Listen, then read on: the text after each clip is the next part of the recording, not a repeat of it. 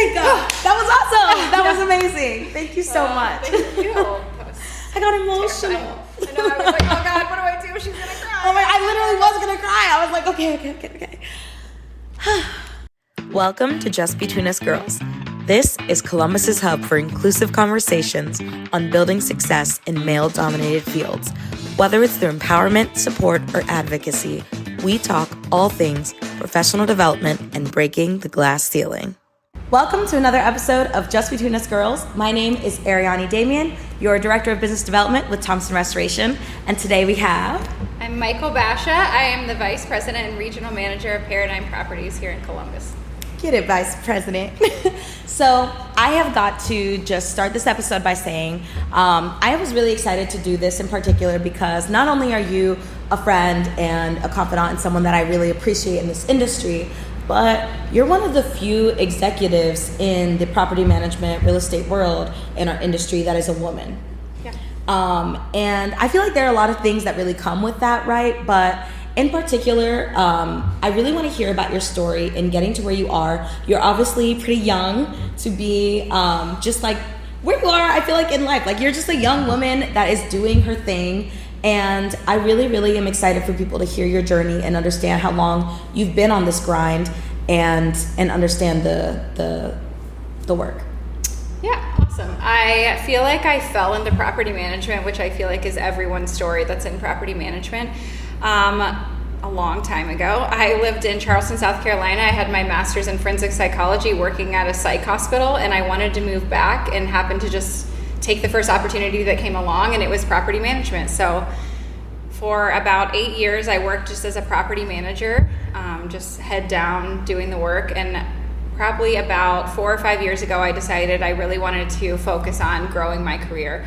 So I, started going to networking events, making relationships, applying for jobs that maybe I didn't feel I was qualified for, to just continue that journey moving forward in my career. And yeah. I think you said a key thing there in like applying for jobs that you didn't think that you were qualified for.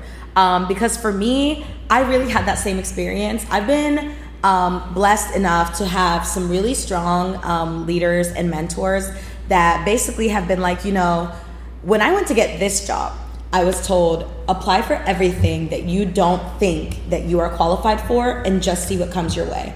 And it was really interesting because like for me, girl, I'm a college dropout and I didn't have any industry experience doing what I was going to be doing, but I knew if I showed up as myself, and I've always said this, as long as I get in the door, as long as I meet someone face to face, I will get an opportunity. And I would love to talk to you a little bit more about how people in our industry that are women for the most part, I feel like we talk a lot about this imposter syndrome, and that's a really popular topic right now in terms of how people see their careers, their rising, and things like that. Do you feel like you've ever dealt with that? Yeah, I definitely think I've dealt with that. I actually think a lot of people deal with that, at least in moments in their career. Specifically as women, I think in leadership positions, you go into leadership meetings, and you're not typically surrounded by a group of women. Like a lot of times you're the only woman in the room. So I think it's easy to have imposter syndrome in those moments when you don't look around and see people like you. Yeah. So yeah. I'm glad that you brought that up too, because it really speaks to how representation changes the way that we are affected by, like internally, by the environments that we're a part of. Because when you see somebody that, and this is something even on my last episode with Alicia saying basically like, how is it that when you are not represented or when you don't see yourself in a space that you can envision yourself there? But that comfort sometimes just comes from being from being around people that you can identify with, and that maybe you feel like you can voice your opinions a little stronger and things like that. I wonder how much, in your experience, have you seen other women in executive roles in property management or in real estate? Have you ever had that experience? Yeah, I think as women, especially again, and when you're in those meeting rooms and you're by yourself, I've had experiences where I went to answer a question and a man, would interject and speak for me, and I think it's comfortable to sit back and let them take the space and take the room. And I think that happens to a lot of us. So I think we definitely need to work towards just taking up the space as well, having an equal voice and speaking our opinions and not being afraid to do that.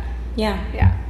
And I think how you build that up is really, it's all about confidence. It's about that internal ability. Like when you feel a certain conviction about what you're talking about, or when you feel like very grounded in the information you're about to present, often that gives you a little bit more confidence about being able to present information or get ahead of that kind of situation happening, or even making it as simple as, I'm talking, I'm speaking, I'm gonna go ahead and finish my thought, and not necessarily being like, I feel like a lot of times when we see situations like that, people are like, well, that was aggressive when it comes from especially a woman, but it's not. It's assertion of the fact that you were already in a moment and you were already asking for this space and demanding this space. And when you have a seat at the table that you typically don't, I feel like a lot of times it feels like you're either opening or closing doors for the people behind you based on your comportment and based on how safe you play it and maybe how much you tiptoe around. I was allowed in this space, so maybe I don't take up too much room in it. I think what you just said, I was allowed in this space, is a lot of our thought process instead of I deserve to be in this space. So I just think, I don't know, even just in the position that I'm in now, I was at a networking event one time meeting a person in my same position at another company for the very first time. And I introduced myself and they asked my role in my position and I told them what I did. And their initial response was, oh, wow, how did you get that position? And I think that's just, as women, we feel like we have to prove ourselves that we are, like, more so than the men have to. And you work twice as hard to make the same point, which causes burnout, I think, very quickly. Yeah. And it all plays into the imposter syndrome that a lot of us deal with. Yeah. In that, too, I think there's a certain element of, so in our conversation a little bit earlier, just kind of prepping for this, we talked a little bit about how sometimes you don't realize all the things you've done to get the position you are in, or the thing that, is maybe cementing that you are no longer an imposter in this industry or whatever it may be. And sometimes you don't realize all of these things because it takes either another person saying to you, well, girl, you have done blank, blank, blank, and blank. Of course you deserve to be here. Or you sitting down and maybe you're doing a resume, or maybe you're doing an application for a industry award or whatever it may be. And you actually have to sit there and put together thoughts around what are the differences I've made? What are the changes I've made? Or what are the moves I've made in this career? Yeah. Why do you think we don't just marinate in our successes a little more?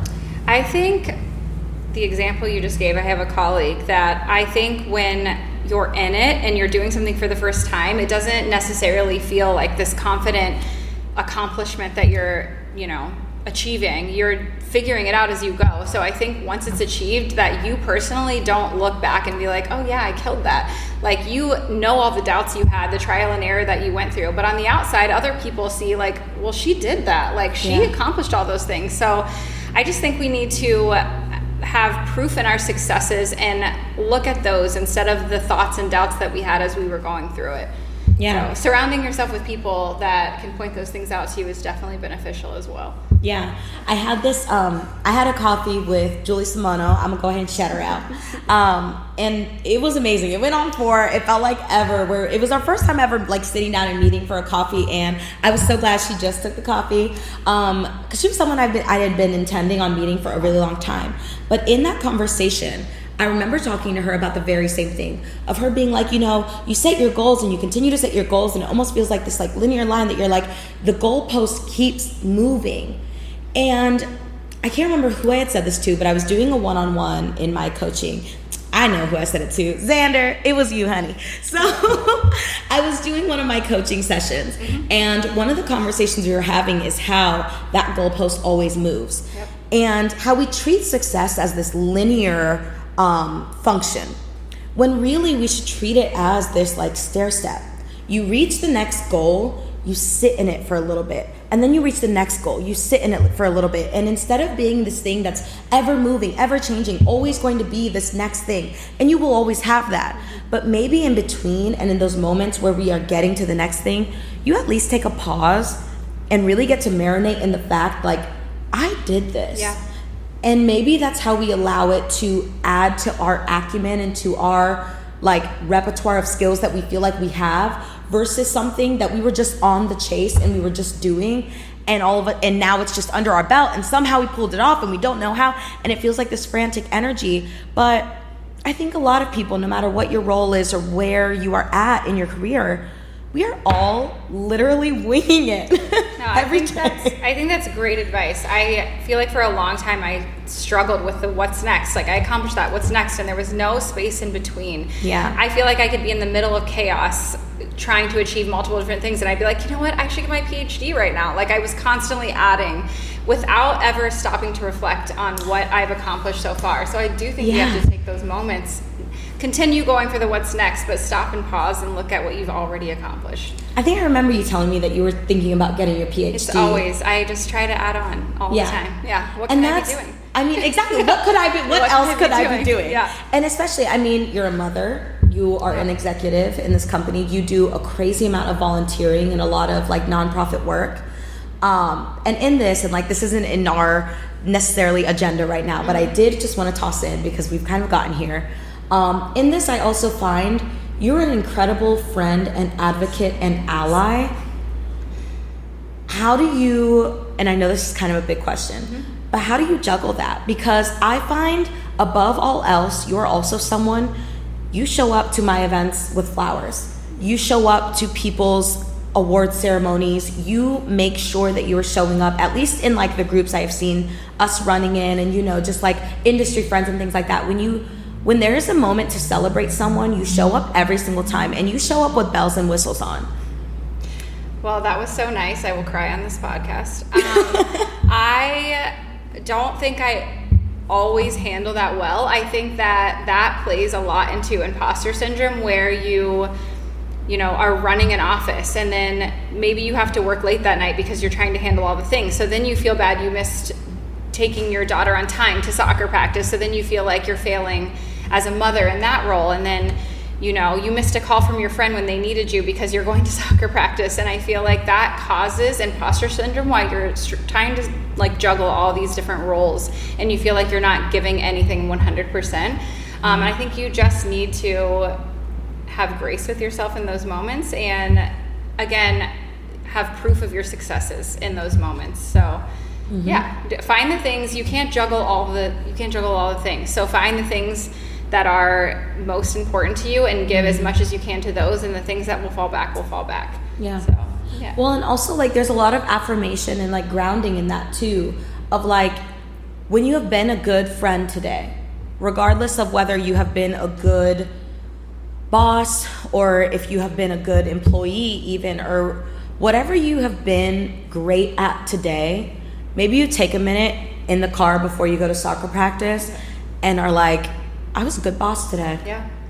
And I may be a 60% mother right now. Or whatever it may be, you know, but like, rather than focusing, I think something I'm reminded of so often is, Adam will tell me all the time, he's like, people will harp all the time on the criticisms they have received, but not often think about the compliments that throughout the years we have collected, and the things that people say positively about us. We will choose to focus on the things that maybe we're not so great at, or the things that people have said negatively about us.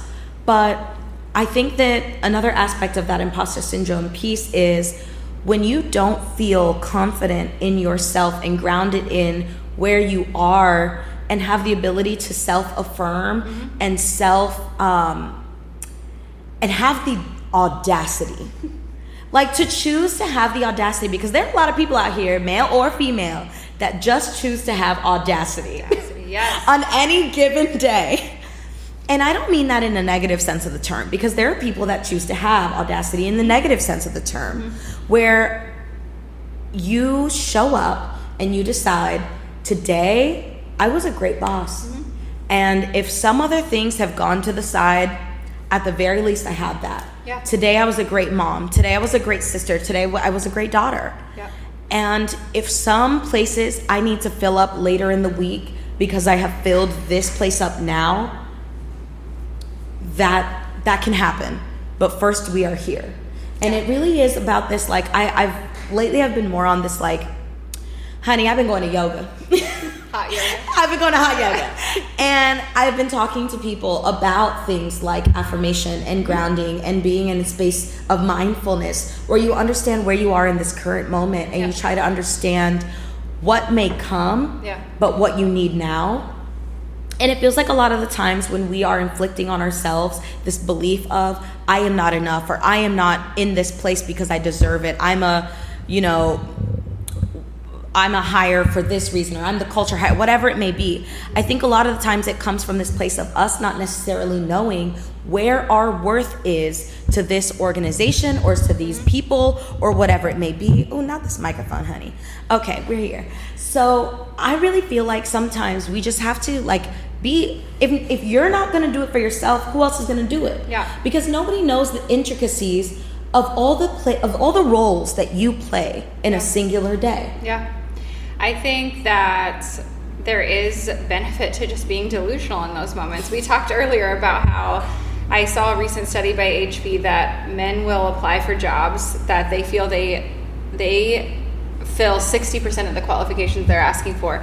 But women will typically not apply unless they feel they meet all of the qualifications. And I think we just need to do better with that. Like, we have to just be more confident in what we bring to the table. So I think being a mentor to the women that are coming up in that and just, filling them up and opening that door for them, like, that's just a change we have to start making. Yeah.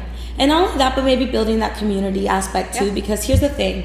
I have never felt more confident in my career than this moment where I am so impressively surrounded by people that challenge me, but in some ways I feel represented through them. Yeah. So, like, for example, like, even you and I, like, we are very different.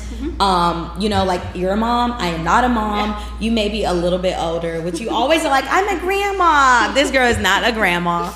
But in some things where we are very different, but also I feel represented in our core values that we think we need to bring to business and to life in general. And I think a lot of the women that I'm surrounded by right now, at the very least, I feel represented in people that I think are going to make a change in a better way in this industry. Yeah. And sometimes when you're surrounded by that, you show up more boldly. Yeah. Like, I used to have a boss that told me I needed to dress more neutrality. I also had someone that told me that I needed to lower my tone in order to come off more assertive, whatever. And I have had people throughout my life that have told me that in some way, shape, or form, something needed to change in me for me to show up more powerfully in certain spaces. Versus now being surrounded by people that are like, if you lean in fully to what you are and who you are, you will do exactly what you need to be doing. Yeah. And that's honestly, like, I'm like proud to say, and I don't think I realized it kind of until this moment, actually.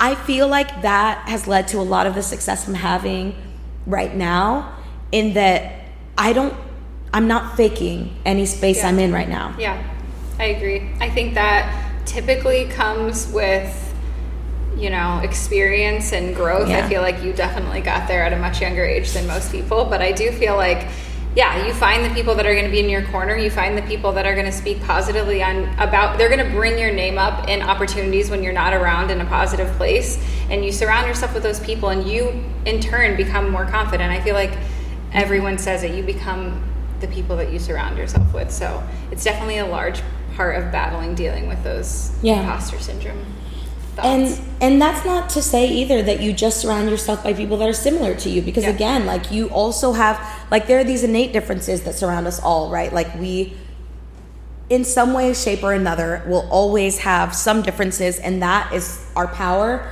is realizing that you're in this place and I'm in this place and our one friend is in this place, and understanding that as long as we have this foundation of, however you slice the cookie, I just want to make sure that this person feels heard, taken care of, And you know what? Like, you know how some people say, a lot of people say, in serving others, you end up somehow serving yourself because you fill these holes that you didn't realize were not full. Yeah. I felt that way when we did the sleep out for Huckleberry House. This was the first year I ever slept outside. There is a annual sleep out where Huckleberry House is this amazing organization for teens and other youth that are experiencing homelessness. And you go and you experience that for a night. And we slept outside of Lower.com Field. You've done it 4 years now. Yep. What has that done for you?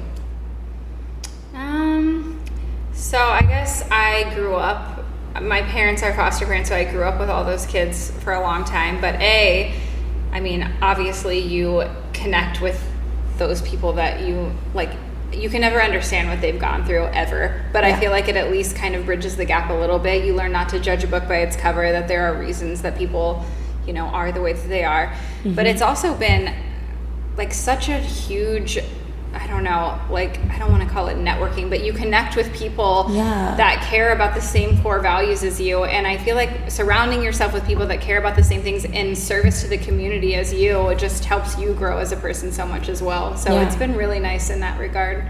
I will tell you, girl, one thing that was so interesting to me was the aspects I didn't think about that night. Mm-hmm. So one of the things, for example, it got so cold in the middle of the night. I mean, it was only 50 degrees. I mean, we were lucky. Yeah. It was only 50 degrees. The year before, it was freezing rain on our face the entire night. It was like 41 degrees. It was horrible. And yet, I mean, when the morning dew came and, you know, there's like everything is, I mean, you wake up kind of like soaking. And it's not like absolutely intolerable, miserable or whatever, but like for that night, of course. But I got to thinking, like, if this is how I woke up every day, where you're not comfortable. Yeah. And I had to go and take on life. Yeah. And like the little piece we have is resting in our beds at night. Yeah. And you have to wake up in like a sopping wet, like sleeping bag, let's be real. And you have to wake up and you have to decide how you're going to get fed that day and how you're going to make money that day and all these things. And then the other thing, girl, when we noticed that there were like little bugs on the ground, oh my God, I was like, I didn't even think about the bugs. And like, what a champagne problem to have, might I add, first of all. But I was like, oh my God, the bugs are gonna get in my hair. I gotta move to the stair steps. So then we moved from under the tent to under the stair steps. And like, there were just all these elements that I didn't think about. And sometimes being in the shoe of another person in that way really makes you think about the things you don't have to think about every single day. Yep. And I think that like that is just another thing. Like when we sit there and we really examine, that day I went home and I just felt so gracious for everything that I had and everything that I like owned and was a part of, and all the community that I was surrounded by, and like my family that didn't allow me to fall into this, you know, situation on a daily basis. And I think sometimes when you move in that space of like, I am grateful for blank today, or I can't believe I just did blank. And you take that moment to really marinate in whatever you have done, whatever you accomplished, no matter how little, how big. Sometimes, honey, I have a protein yogurt and I'm like, yes, I did it. I did it today. But when you do stuff like that and you cheerlead for yourself in that way, in these little minute ways throughout the day, you don't wait for others to do it, and you don't feel like no one's doing it. I think as a leader, you have to put yourself in those uncomfortable situations. Like, you have to grow as a whole person. Like, you cannot just be doing the same schedule every day with no uncomfortable situations. Like, if you want to lead all the different people on your team, you have to be doing those kind of things in the community and grow. Yeah. So you have to choose. I think you just have to choose sometimes to be uncomfortable in order to grow. And I know a lot of people say that, but that's in terms of like, you can be a really great leader. But if you're a leader that doesn't understand what it is to serve other people, you won't be a whole leader. If you're a leader that chooses to ignore some of the very small issues that may be happening in your company because maybe it's not affecting you on the day-to-day, but that you know that it's affecting everyone else on the day-to-day, you cannot be a whole leader. I feel like you have to make sure that you are filling your time with understanding the perspectives of other in a really true way. That's one thing operational situations have really taught me, is like, you have to be able to step into someone else's shoes. You have to be able to step into something Tim says very often whenever we're looking at our procedures and operations and things like that, is we can't build a role out according to a person. We have to build it out holistically, of like, even if it's not this person, what does this company need, or what do we need as people, as a like you have to consider different elements if you're going to be in charge of anything.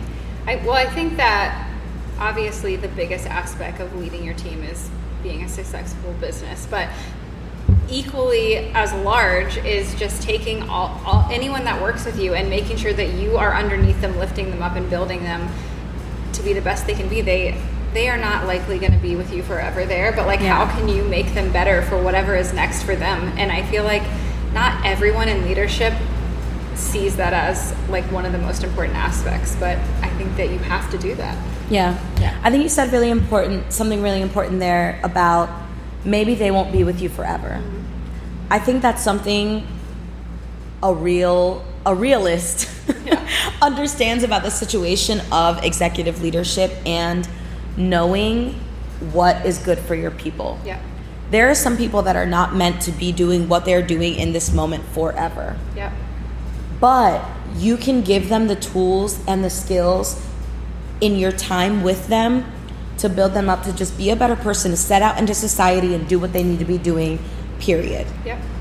And that's leadership. Definitely. On the other side of it too, you kind of have this aspect of sometimes you don't have great leaders, and sometimes you don't get to be a great leader based on the circumstances that surround you, right?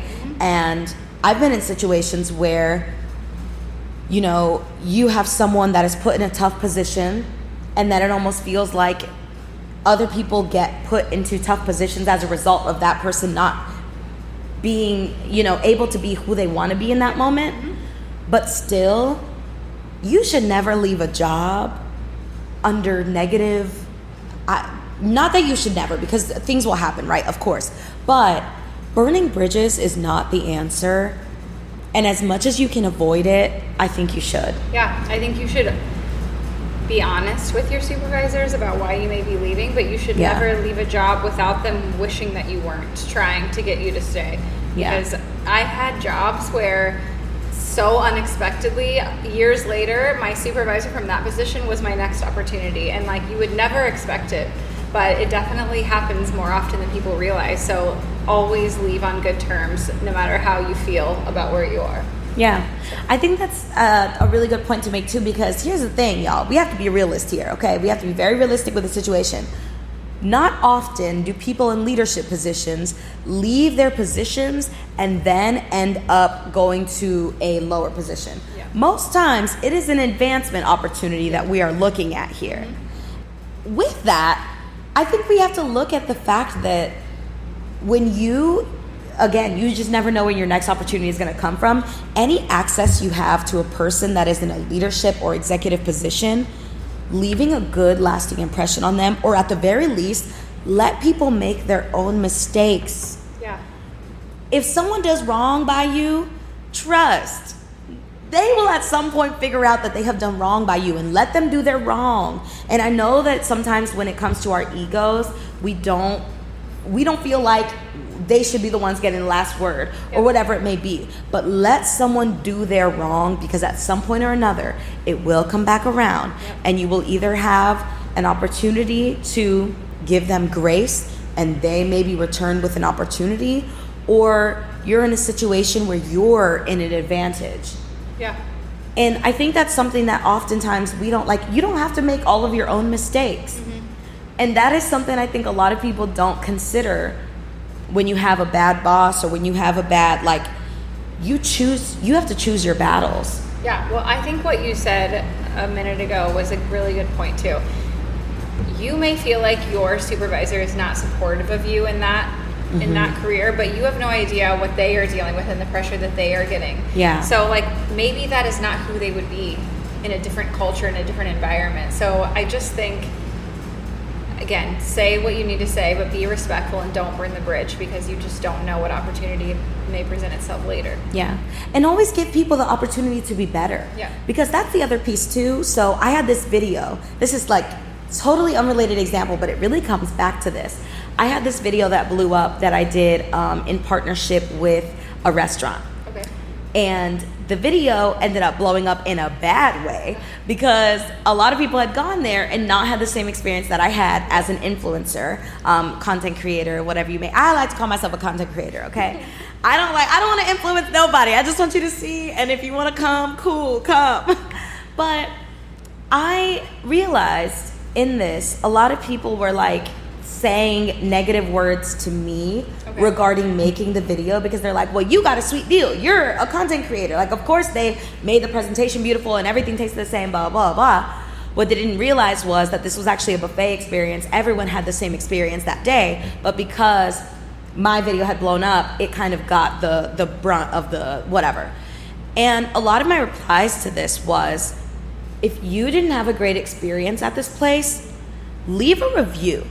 Let them know how they can be better for you next time. Yeah. Give them an opportunity to be better for others, even if something was bad to you. Yeah. Well, like, and your bad experience doesn't need to take away from your good experience. Exactly. Like, and they can both be true. And that's a portion of burning bridges too, is when you burn bridges for other people by reflecting your experience on what they may. Who knows if in 5 years that you haven't worked at this organization, maybe they went through an entire restructuring. Maybe they worked on their core values. Maybe they worked on their cultural values. And you sitting here and telling your friend, and here's the thing, you should always be real with your people. You should always let them know, this was my experience there. Or I don't like this person because blank. However, always allow people to have their own experience and create what they may out of a possible change that was there. I feel like there's this like talk about toxic positivity and about how like you can't see everything from a glass is half full and all these things. And this is true, for sure. But I feel like grace and goodwill and putting that out there so that people can maybe pick it up along the way and decide that maybe today's the day I give grace, or maybe today's the day that we think about how people can do better and give them an opportunity to do better. That's the key too. Yeah, I think your first response, if I have employees that are just like not cutting it, right?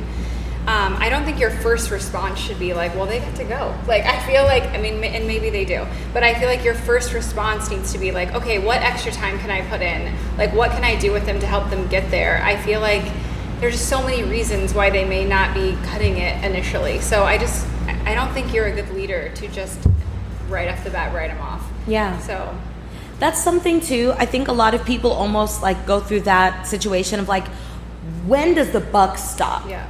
And honestly, when does it?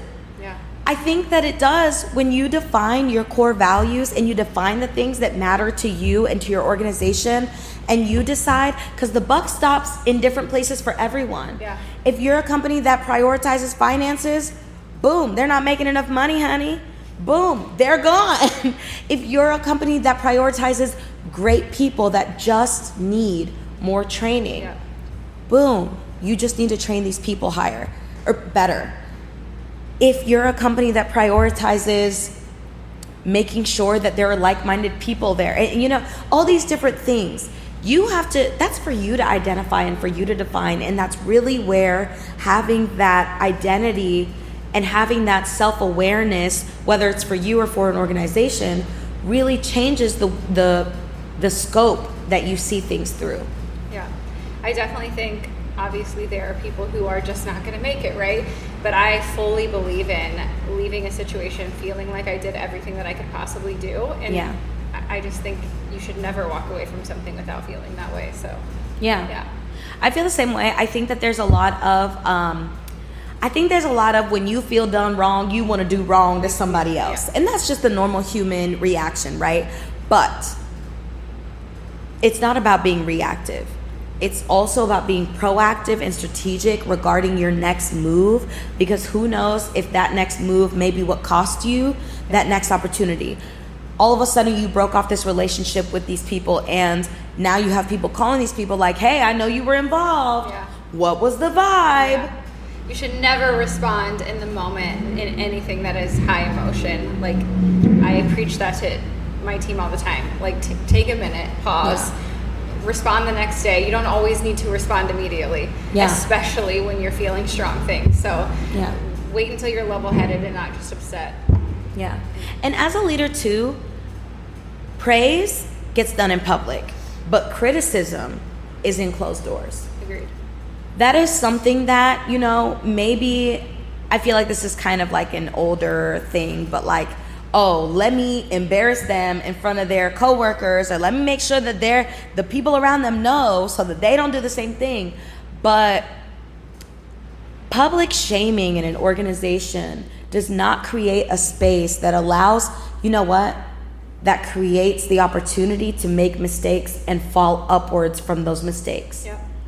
I'm not saying everybody in your organization should be making mistakes left and right, but I am saying every mistake that someone makes that is really trying to get it right will also potentially propel them forward in a way, as long as it's not a fundamental thing that is destroying their job duties and what they need to be doing, just period, as a person.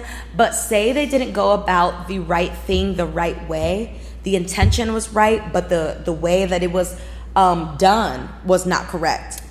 I just had this conversation with my daughter. You knew I had to bring him in at some point. But it's the same with The Office. So she got her first B on a report card. She was a straight A girl, and she was upset about it, right? And we had a conversation, if B's are good grades, like, does B count as a good grade? And I said, there is a difference.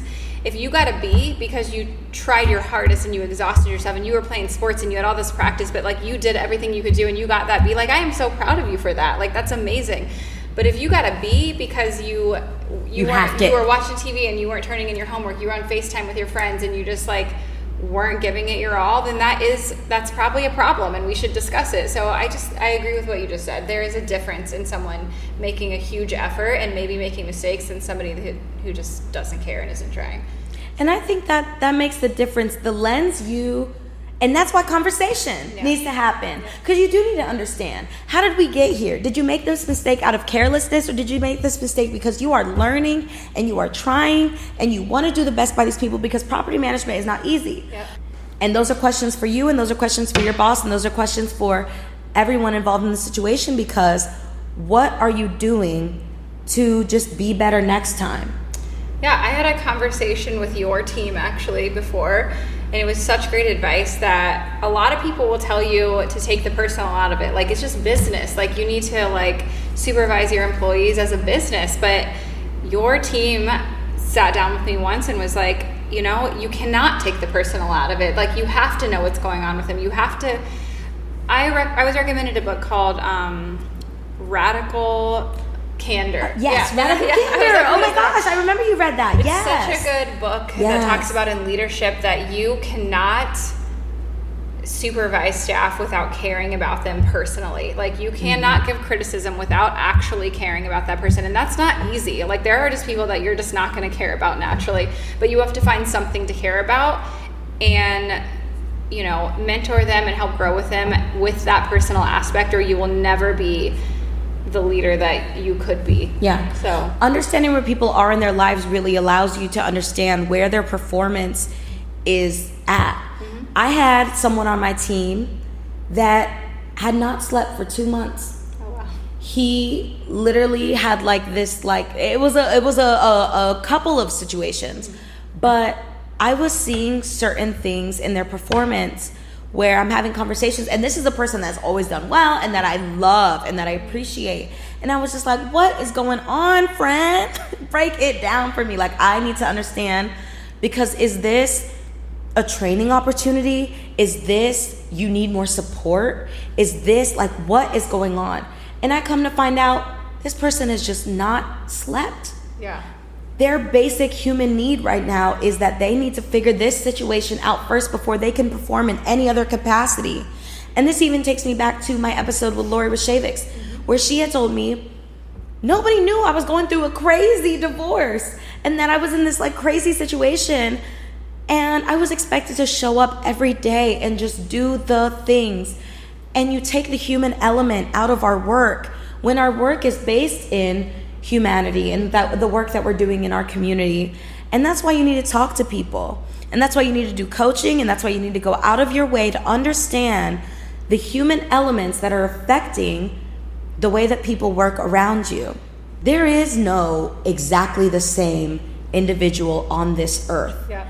And when you find what your little light is, what this little light of mine, like, make that thing shine.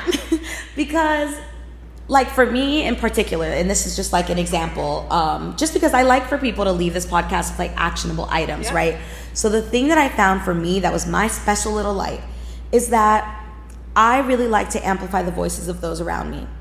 I also like to dress up in ridiculous outfits. Feathers, honey. I'm talking contrasting colors. I'm talking, I want to look like Boo Boo the Fool when I walk through the door. But it's because that's where I'm most comfortable is peacocking. I love to peacock, and that's kind of what allows me to feel the most myself. And in the spaces I felt the most myself, when I leaned into those at work, in my personal life, and every single thing that I was doing, I felt more confident because I was comfortable. Yeah. If you feel the most confident in your pajama, honey, find a form of pajama that you can wear to work. Well, I think it's hard too, because I don't know if you've dealt with this, but as somebody who like very much is a what's next person and trying to do all the things, and there were a lot of years that I was told, oh my gosh, you're too loud, you're too much, like calm down, like all the things, like and I think that, you know, you can let that get to you, and that's where you deal with the imposter syndrome, right? Yeah. But I think when you grow into that and you decide this is who I am, these are the things that I want to be true to myself, and you just lean into that instead of shy away from it, like, I don't know, that's when people can see your confidence, and because they're seeing you. Yeah. You don't have to put on a mask, you don't have to put on an act, you don't have to do any certain thing to where you feel like you're overcompensating in a different place. Yeah. When people feel like they see you, that's when they want to be around you. And I can really identify with you saying, we about to get deep, honey. Are y'all ready for this? I feel like that's one place for me. I was told for a really long time, you need to chill out. Same. I come up from a family of immigrants, and when you immigrate to this country, at least in my family's experience, they just wanted to blend in. They did not want a lot of attention on our family, on themselves. They just wanted to put their heads down and work hard and do what they needed to do to get through the day-to-day. Yeah. And I really did not identify with, like, my mom would always sit me down and just be like, you just need to, like, sit down and you just need to do work, and you need to, like, not stand out, and you need to make sure that you're not doing anything that brings too much attention to yourself. But for me, that didn't feel right, because I was like, there aren't a lot of people that their little light is, they actually like having the spotlight on them. Because I looked around and I would see people that didn't enjoy the spotlight, and I was like, don't worry, Fran, I got you, I will take this, like, I got it. And because in particular, I found that was a place that I found that I could find I could fill a space for some of my friends that were like, I don't want to be in the spotlight, but I want to be in the mix. Yeah. I want to have, like, a way of being, like, in it, but not having to be it. Yeah. And I found maybe me being it is how I fill that space for some of my friends that don't want to be in that space. And when I tried to explain that to my mom, of just like, you know what, this is my thing that I find, this is how I get to help people, actually. And this is how I get to help myself, because I love the way it feels. Yeah. It always comes from your family, right? But yeah, same. Yeah. Mine wasn't necessarily being in the spotlight. I just wanted to do all the things. Like, I don't want to be bored. Like, and I burn myself out sometimes as well. But, like, I just always want to do all the things. What else can I do? Can I learn another language? Let's do an instrument this month. I don't know. Let's rock it. But that's how I'm happy. And it looks like chaos to other people, but and they tell you to calm down and they tell you to be less. And it took me honestly, through my 20s, like I muted myself and I put my head down and I just did the work, but you can't do that. I don't know. You just have to be you. Yeah. So you have to choose to not be in a space just to make other people comfortable. Yeah. You have no business making anyone else comfortable in this world if you aren't comfortable first. And that's like that's a very sobering realization, I think, because we spend so much of our lives serving other people. Yeah. And service is awesome because you do sometimes get to reconnect with yourself more through serving others. But again, it comes back to you have to reconnect with yourself. Mm-hmm. If you're gonna, it's like an airplane. If you're gonna put the oxygen mask on anyone first, it has to be you, so that you can put the oxygen mask on someone else. Yeah. Girl, thank you. Yeah. I feel like we're kind of nearing our end here before this episode gets too long. But I do want to ask you, as a young manager, if you had to talk to yourself back in the day, what kind of advice would you give to someone out there that is battling with this or trying to find a way out through this, and not over it, through it? Because you got to work through it. You can't just jump over these situations. What would you say to someone? I guess I wish at a younger age that I had found someone that looked like what I wanted to look like 10 years from now or whatever. And I reached out to them and I wished that that's who I had surrounded myself with instead. I also think I spent a lot of time quieting myself in rooms that maybe I would have gotten here even sooner. So it took me a while to get past just being in the shadows and not, I mean, they'd ask a question, I'd have the answer, but I just wouldn't say it. So right. I think those are the two things that I wish that I had done earlier that I would encourage people to do right off the bat. Yeah. Thank you for sharing that. Yeah. If you had to have anyone on this podcast next, who would you put out there? I think you mentioned Julie Simoneau. I think she would be really good.